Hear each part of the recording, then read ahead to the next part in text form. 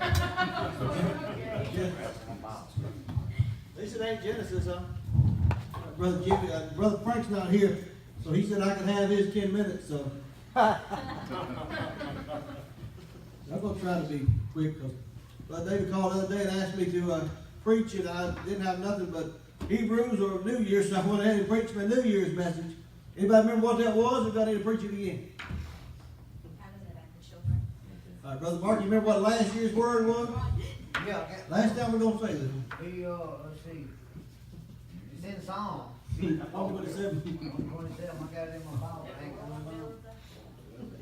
Unless the Lord builds the house, the laborers in vain. So that is a good foundation. Don't ever forget it, but I'm not going to bring it up anymore. But I believe Brother Frank talked about the foundation of the Sears Tower and all that. If you remember that, but the Lord has built us a foundation. Now it's time to move on to bigger and better things. I'm trying to hurry some more. Don't go to sleep. If you do, we'll be all right. A year of new hope. Can you say amen? New hope. Because the other day I talked about the battles coming, and that'd be kind of a downer, so I was glad God gave me a year of new hope. Amen. But I got you reading about hope.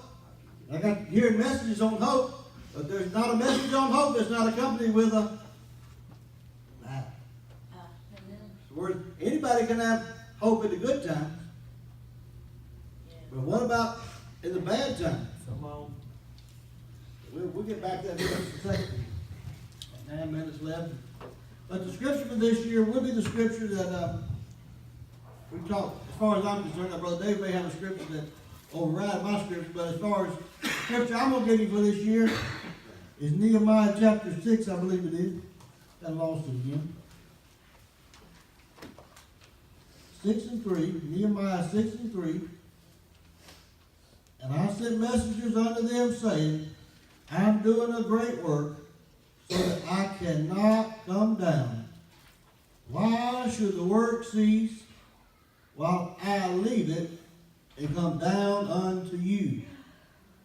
My version of last year was, why work your rear end off for nothing? Unless the Lord builds the house, you're working your rear end off for nothing. This year's verse, we got too much going on to stop and be bothered with you. You being the devil, not you. We talked about the Sanballats and the Tobias and whoever. Whatever that is in your life, I don't know. Your Brother Jimmy's talking about the city. I got something that says the cities. I don't know what. I don't know if it's about land or whatever. I heard him talking about trailers. No, I don't want to. But I believe there's attacks coming.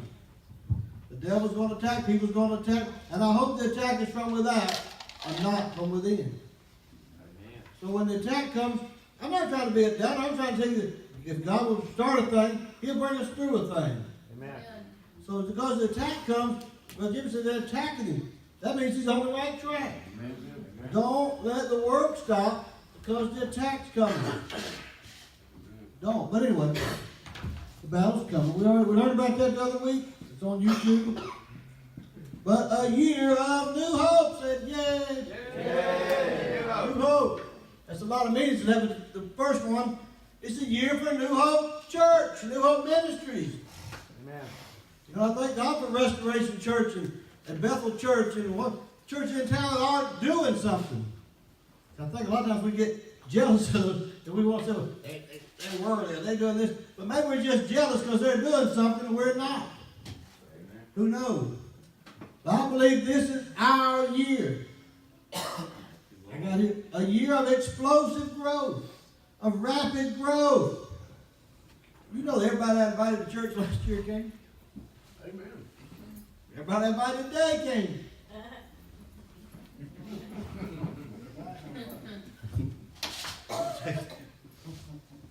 That's all we're lacking, man. We got great people. We got great food. We got great service. We got great preaching. We got it all. We got the Spirit of God. Amen. We just got to get out and invite. So as the year goes on, we can develop it more. But a year of New Hope Ministries, a year of New Hope Church. And the second one, a year of new hope for you. That's right. It don't mean good things are always going to happen, but as long as we have hope. Hope is not wishing. Hope, expectation, trust, confidence. You know, we've been hoping, in our personal life, we've been hoping for things for a long period of time. Not babies, but just things. You know, and Sister Beth, she had talked about it. You know, she came in, you know, when I first, we had, like this, they had a ladies thing, and Sister Beth was helping, and I was like, so glad that there was somebody here that was able to help, somebody new and fresh. And she was starting to preach, and Sister Marilyn said, you know, Sister Beth is coming Tuesday night, and she's going to give her a testimony. And I was like, awesome. And then Monday morning, I think it said on Facebook, or Tuesday morning, pray for my sister. That was her brother putting down there. And then Sister Beth was in the hospital. Setback. But she had hope. Your Brother Couch has a message about, I will try to go to about Satan's trophy room. Of course, there's no such thing, but just imagine that Satan has a trophy room. And he wants to take you in there and say, well, you know, right here you got excited and you said God was going to give you a ministry and it didn't happen. And God was going to heal you so-and-so and they died. Right here. No sense in believing. Right here, you remember when you prayed for this one and they died? You remember when Brother David said, you know, the church is going to fill up? He said a couple years ago, be well and good health. Sister Alice died. Man. Right here, can't deny it happened. The devil wants to steal your hope. And this is a good message you ought to find on YouTube. And go in there and clean your wall off. Tell the devil, you can't have me. Amen. Old things pass away. All things become new. Amen. New hope. Don't be afraid. I've studied on this week. I'm not trying to say I'm a prophet. I'm trying to say God is trying to say something to you. What Brother David said this morning. Why so downcast, O my soul? And why art thou disquieted within me? Hope thou in God. Right. You know, he said that's David in the cave, and it was. But it's also prophetic of Jesus Christ on the cross, and Jesus Christ in the belly of the earth after the crucifixion. And he's talking about the waves that bellowing over. We like to say, I always heard this, deep cries out the deep, and like the Spirit. No, that's Jesus in hell. That's waves and up and down. But even in hell, he said, hope thou in God. The other thing I ever said was, if all I got is God, I don't need nothing else. You know, that was a very true statement that God tested. That's right. God might test us on that, but at the end of the day, I can stand here and say, he was enough and he was faithful. It wasn't easy, it wasn't fun. I don't want to do it again, but God is faithful. So you can have hope in your life this year. It doesn't matter about last year. It doesn't matter about the past. And my wife was talking about this, and I won't say who, but somebody in our family said, I can't wait for 2019 because 2018 was so bad. You know, if you're fat today, you're going to be fat tomorrow. My brother just throw that out. I got that problem, ladies and gentlemen. If you broke today, you're probably going to be broke tomorrow. Put this on Facebook. If you want to go on a diet, successful diet, you go on a diet on the last Friday in July. Don't try to do it on the first Monday in January because it ain't going to happen. I was always going to quit smoking on Monday. I used to smoke. Quit smoking on Monday. Monday never comes. Tomorrow never comes. That's what I'm trying to say. Yeah, I don't want to offend anybody. I apologize if I did. Tomorrow,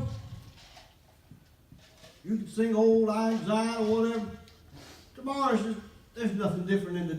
But we like to have New Year's. We celebrate out with the old and in with the new. That's great, but there's nothing special in the day. Brother Andy says that a lot. You know, we don't worship in the day. But we do use this time to reflect on whatever reason a new year's coming.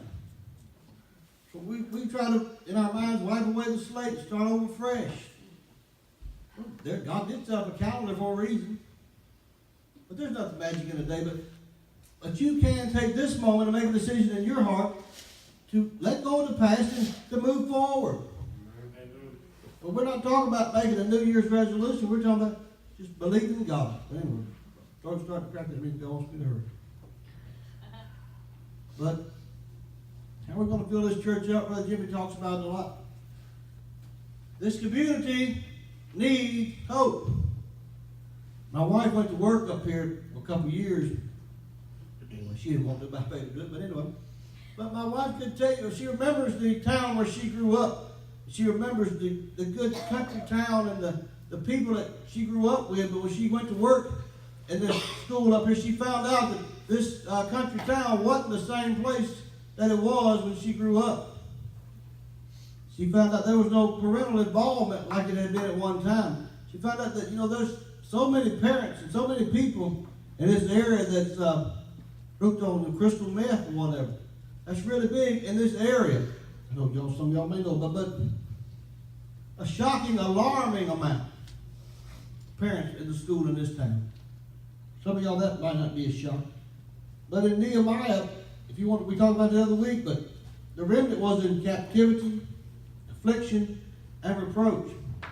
This town is in affliction, captivity, and reproach.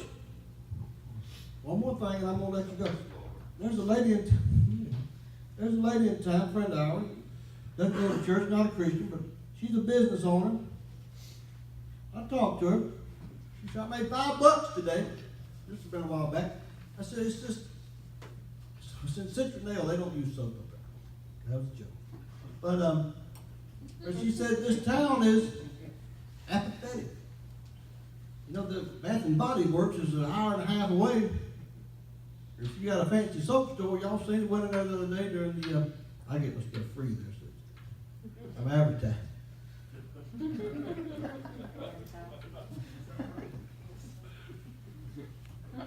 It don't have, man, we went to Little Caesars the other day, where's she called the end of it. I came in, oh, I said, please don't go back up there. Just remember you're the associate pastor. Speaks like they come out of it, just look like a rock. Oh, girl, you ain't half of it, sir. I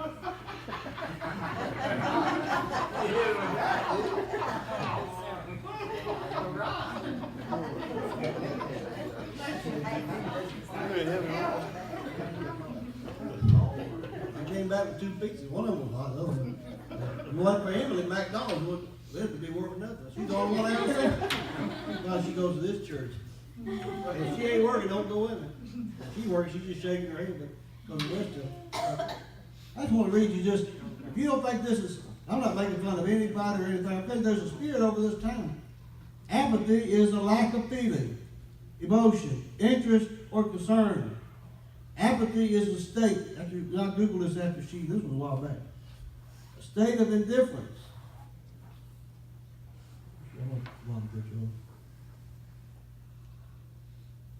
Lack of emotion, concern, excitement, motivation, or passion. An apathetic individual has an absence of interest or concern about emotional, social, spiritual, philosophical, or physical life and the world. Apathetic may lack a sense of purpose, worth, or meaning in their life. Go to that McDonald's up there. You won't be happy. So we go to Hardy. Family Dollar's the only place up here you go to the dollar store, you wait in that line forever. There's the spirit of apathy over this town.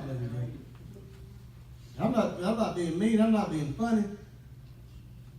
An apathetic may lack sense of purpose, worth, or meaning in their life.